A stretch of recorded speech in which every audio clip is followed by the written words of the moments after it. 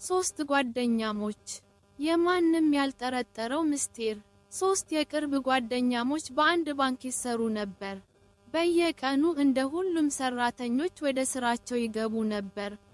ግን ከፈገግታቸው ጀርባ ማንም ያላወቀው አንድ ምስጢር ነበር።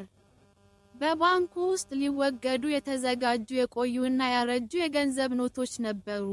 እነዚህን ኖቶች በሚያስተናግድ ሂደት ውስጥ በመጠቀም ለራሳቸው ጥቅም የሚያውሉበት እቅድ አዘጋጁ። አንዷ የገንዘብ ሳጥኑን በሚስጥር ትከፍትና ገንዘቡን በቆሻሻ መጣያ ውስጥ ትደብቅ ነበር። በዚያን ጊዜ ሁለተኛዋ የደህንነት ካሜራዎችን የሚከታተሉትን ሰዎች በስራ ጉዳይ በማስጠመድ ትኩረታቸውን ታስቀይር ነበር። ሶስተኛዋ ደግሞ ገንዘቡን ከቆሻሻ መጣያው አውጥታ በጥንቃቄ ትወስድ ነበር። ሁሉም ነገር እንደ እቅዳቸው ተሳካ። ካሜራዎቹም ምንም የሚያስጠራጥር ነገር አላሳዩም። በመጨረሻ ገንዘቡን በልብሳቸው ደብቀው ባንኩን ለቀው ወጡ። በቪዲዮው እንደምታዩት